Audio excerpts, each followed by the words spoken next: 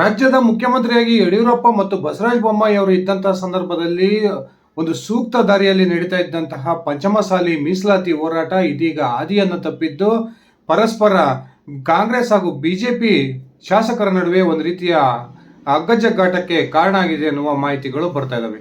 ಇದೀಗ ಬಸನಗೌಡ ಪಾಟೀಲ್ ಯತ್ನಾಳ್ ಅವರ ವಿರುದ್ಧ ಈ ಪಂಚಮಸಾಲಿ ಸಮುದಾಯದ ರಾಷ್ಟ್ರೀಯ ಅಧ್ಯಕ್ಷರಾಗಿರ್ತಕ್ಕಂಥ ಹುನಗುಂದದ ಶಾಸಕ ವಿಜಯಾನಂದ ಕಾಶಪ್ಪನವರ್ ತೀವ್ರ ವಾಗ್ದಾಳಿಯನ್ನು ನಡೆಸೋದ್ರ ಮೂಲಕ ಇದು ಯತ್ನಾಳ್ ಅವರ ಒಂದು ರಾಜಕೀಯ ಭವಿಷ್ಯವನ್ನು ರೂಪಿಸೋದಕ್ಕಾಗಿ ನಮ್ಮ ಸಮುದಾಯದ ಸ್ವಾಮೀಜಿಗಳು ನಡೆಸ್ತಾ ಇರತಕ್ಕಂಥ ಹೋರಾಟವೇ ಹೊರತು ಇದು ಪಂಚಮಸಾಲಿ ಮೀಸಲಾತಿಗೆ ಸಂಬಂಧಪಟ್ಟಂತಹ ಹೋರಾಟವಲ್ಲ. ಇದನ್ನು ನಮ್ಮ ಸ್ವಾಮೀಜಿಯವರು ರಾಜಕೀಯಗೊಳಿಸಿದ್ದಾರೆ ಅನ್ನುವ ಒಂದು ಆಪಾದನೆಯನ್ನು ಮಾಡೋದ್ರ ಮೂಲಕ ಇದೀಗ ಪಂಚಮಸಾಲಿ ಹೋರಾಟ ಬೇರೆ ದಿಕ್ಕಿನೆಡೆಗೆ ಸಾಗ್ತಾ ಇದೆ ಅನ್ನುವ ಭಾವನೆ ಬರೋ ರೀತಿ ವ್ಯಕ್ತ ಆಗ್ತಾ ಇದೆ. ಹೌದು ಸ್ನೇಹಿತರೆ, ಏನು ಈ ಒಂದು ಬೆಳಗಾವಿಯಲ್ಲಿ ಚಳಿಗಾಲದ ಅಧಿವೇಶನ ಆರಂಭ ಆಯಿತು.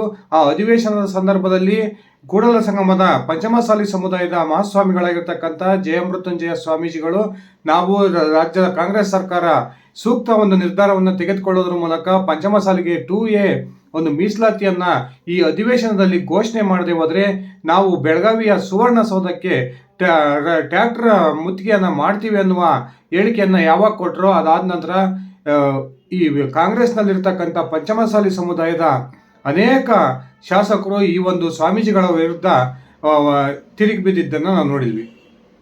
ಇದೀಗ ಬೆಳಗಾವಿಯ ಚಳಿಗಾಲದ ಅಧಿವೇಶನ ಆರಂಭವಾಗಿದ್ದು ಈ ಪಂಚಮಸಾಲಿ ಹೋರಾಟಕ್ಕೆ ಸಂಬಂಧಪಟ್ಟಂತೆ ಬೆಳಗಾವಿಯ DC ಸುವರ್ಣಸೌಧದ ಒಂದು ಮುತ್ತಿಗೆ ಕಾರ್ಯಕ್ರಮಕ್ಕೆ ಅಡ್ಡಿ ವ್ಯಕ್ತಪಡಿಸಿರ್ತಕ್ಕಂಥದ್ದನ್ನು ಅನೇಕ ನಾಯಕರು ಈಗಾಗಲೇ ವಿರೋಧವನ್ನು ವ್ಯಕ್ತಪಡಿಸ್ತಿದ್ದಾರೆ.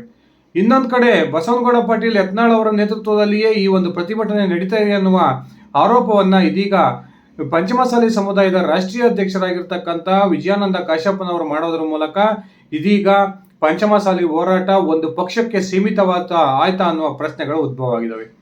ಇದೇ ಸಂದರ್ಭದಲ್ಲಿ ಯತ್ನಾಳ್ ಅವರಿಗೆ ನೇರ ಸವಾಲನ್ನು ಹಾಕೋದ್ರ ಮೂಲಕ ಇಡೀ ಪಂಚಮಸಾಲಿ ಸಮುದಾಯದ ಒಂದು ಹೋರಾಟದ ದಿಕ್ಕನ್ನೇ ಬದಲಾಯಿಸ್ತಕ್ಕಂಥ ಪ್ರಯತ್ನಕ್ಕೆ ವಿಜಯಾನಂದ ಕಾಶಪ್ಪನವರು ಕೈ ಹಾಕಿದ್ದಾರೆ ಎನ್ನುವ ಚರ್ಚೆಗಳು ಕೂಡ ಆರಂಭವಾಗಿದ್ದಾವೆ.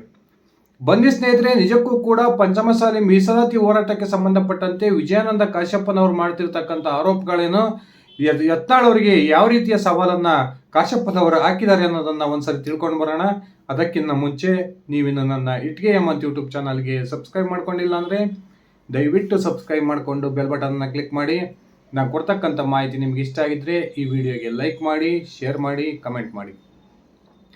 ಸ್ನೇಹಿತರೆ, ಸರಿಸುಮಾರು 10 ವರ್ಷಗಳಿಂದ ನಡೀತಾ ಇರತಕ್ಕಂಥ ಪಂಚಮಸಾಲಿ ಸಮುದಾಯಕ್ಕೆ 2A ಮೀಸಲಾತಿ ಕೊಡಬೇಕು ಅನ್ನುವ ಆಗ್ರಹವನ್ನು ಇದೀಗ ಮುಂದುವರಿಸ್ತಾ ಇರತಕ್ಕಂಥ ಜಯಮೃತ್ಯುಂಜಯ ಸ್ವಾಮಿಗಳ ನೇತೃತ್ವದ ಒಂದು ಬಣ ಇದೀಗ ಬೆಳಗಾವಿಯ ಸುವರ್ಣಸೌಧದ ಮುತ್ತಿಗೆಗೆ ಮುಂದಾಗಿತ್ತು.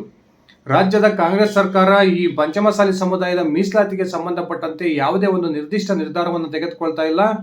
ಈ ಅಧಿವೇಶನದ ಸಂದರ್ಭದಲ್ಲಿಯೇ ಪಂಚಮಸಾಲಿಗಳಿಗೆ 2A ಮೀಸಲಾತಿಯನ್ನು ಪ್ರಕಟ ಮಾಡಬೇಕು, ಇಲ್ಲದೆ ಹೋದರೆ ನಾವು ಈ ಸರ್ಕಾರದ ಒಂದು ಭಾಗವಾಗಿರ್ತಕ್ಕಂಥ ಪಂಚಮಸಾಲಿಯ 12 ಕಾಂಗ್ರೆಸ್ನ ಶಾಸಕರು ಸರ್ಕಾರದ ವಿರುದ್ಧ ಸಿಡಿದೇಳ್ತಾರೆ ಅನ್ನುವ ಹೇಳಿಕೆಯನ್ನು ಜಯಮೃತ್ಯುಂಜಯ ಸ್ವಾಮಿಗಳು ಕೊಟ್ಟಿದ್ದರು.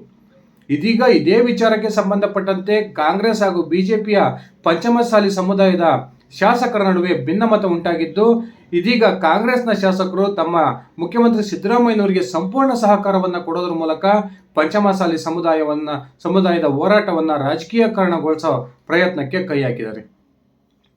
ವಿಜಯಾನಂದ ಕಾಶ್ಯಪ್ನವರು ತಮ್ಮದೇ ಸಮುದಾಯದ ಸ್ವಾಮೀಜಿ ಆಗಿರ್ತಕ್ಕಂಥ ಬಸವಜಯ ಮೃತ್ಯುಂಜಯ ಸ್ವಾಮೀಜಿ ಹಾಗೂ ಬಿಜೆಪಿಯ ನಾಯಕರಾಗಿರ್ತಕ್ಕಂಥ ಯತ್ನಾಳ್ ಅವರ ವಿರುದ್ಧ ತೀವ್ರ ವಾಗ್ದಾಳಿಯನ್ನು ನಡೆಸಿದ್ದು, ಕಳೆದ ಒಂದು ಅವಧಿಯಲ್ಲಿ ಬಸವರಾಜ ಬೊಮ್ಮಾಯಿ ಅವರ ಒಂದು ಮುಖ್ಯಮಂತ್ರಿ ಆಗಿದ್ದಂತಹ ಸಂದರ್ಭದಲ್ಲಿಯೇ ಪಂಚಮಸಾಲಿಗಳಿಗೆ ನ್ಯಾಯವನ್ನು ಒದಗಿಸಬಹುದಿತ್ತು.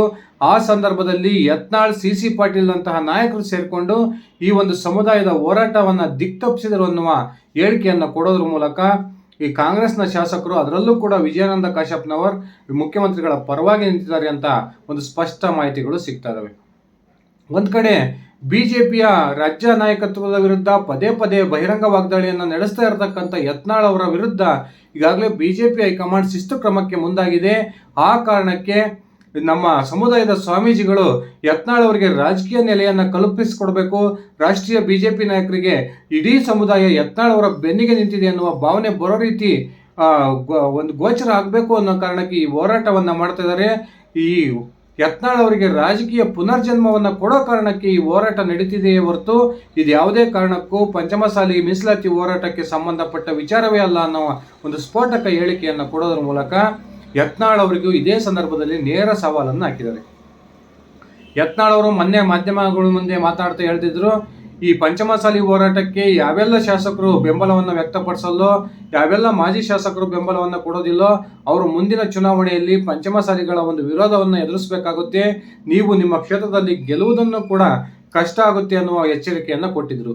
ಈ ಎಚ್ಚರಿಕೆಗೆ ಸಂಬಂಧಪಟ್ಟಂತೆ ವಿಜಯಾನಂದ ಕಾಶ್ಯಪ್ಪನವರ್ ನೇರವಾಗಿಯೇ ಯತ್ನಾಳ್ ಅವರಿಗೆ ಸವಾಲನ್ನು ಎಸೆಯೋದ್ರ ಮೂಲಕ ನಾವು ನಮ್ಮ ಕ್ಷೇತ್ರಗಳಲ್ಲಿ ಗೆಲ್ತಕ್ಕಂಥ ತಾಕತ್ ನಮಗಿದೆ, ನಿಮ್ಮ ಹೋರಾಟವನ್ನು ನೀವು ಮಾಡಿ, ನಮ್ಮ ಶಕ್ತಿಯನ್ನು ನಾವು ತೋರಿಸ್ತೀವಿ ಅನ್ನೋ ಮಾತನ್ನು ಹೇಳೋದ್ರ ಮೂಲಕ ನೀನು ನೇರವಾಗಿ ಯತ್ನಾಳ್ ಅವರಿಗೆ ಕಾಶ್ಯಪ್ಪನವ್ರನ್ನು ಮಾತಾಡ್ತಾರೆ, ನೀನು ಸಮುದಾಯವನ್ನು ಬಿಟ್ಟು, ಸಮುದಾಯದ ಬಲವನ್ನು ಬಿಟ್ಟು BJP ನಾಯಕರ ವಿರುದ್ಧ ಮಾತಾಡಿ ನೋಡೋಣ, ಅವಾಗ BJP ನಾಯಕರು ನಿನಗೆ ಏನು ಕೊಡಬೇಕು ಆ ಸಕ್ಕ ಪಾಠವನ್ನು ಕಲಿಸ್ತಾರೆ, ಸಮಾಜ ಬೆನ್ನಿಗಿದೆ ಅನ್ನುವ ಒಂದು ಧೈರ್ಯದ ಮೇಲೆ ನೀನು ಈ ರೀತಿ ಎಲ್ಲ ಒಂದು ವಾಗ್ದಾಳಿಯನ್ನು BJPಯ ನಾಯಕರ ವಿರುದ್ಧ ನಡೆಸ್ತಾ ಇದೆಯಾ, ನೀನು ಸಮುದಾಯವನ್ನು ಹೊರತುಪಡಿಸಿ ಒಬ್ಬ BJP ನಾಯಕನಾಗಿ ನಿಮ್ಮ ಪಕ್ಷದ ವಿರುದ್ಧ ಹೋರಾಟ ಮಾಡು ಅನ್ನುವ ನೇರ ಸವಾಲನ್ನು ಹಾಕೋದ್ರ ಮೂಲಕ ಇದೀಗ ಕಾಶ್ಯಪ್ಪನವರು ನೇರವಾಗಿ ಯತ್ನಾಳ್ ಅವರ ವಿರುದ್ಧ ವಾಗ್ದಾಳಿಯನ್ನು ನಡೆಸಿದ್ದಾರೆ.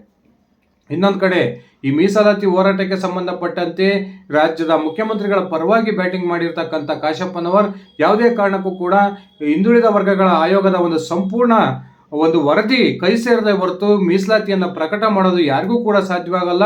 ಇದು ನಮ್ಮ ಸ್ವಾಮೀಜಿಗಳಿಗೂ ಅನೇಕ ಈಗಾಗಲೇ ಲಾಯರ್ಗಳೊಂದಿಗೆ ಮಾತನಾಡಿದರೆ ಅವರಿಗೂ ಕೂಡ ಕಾನೂನಿನ ಅರಿವು ಇದೆ ಅನ್ನುವ ಒಂದು ಭಾವನೆ ನನಗಾಗಿದೆ.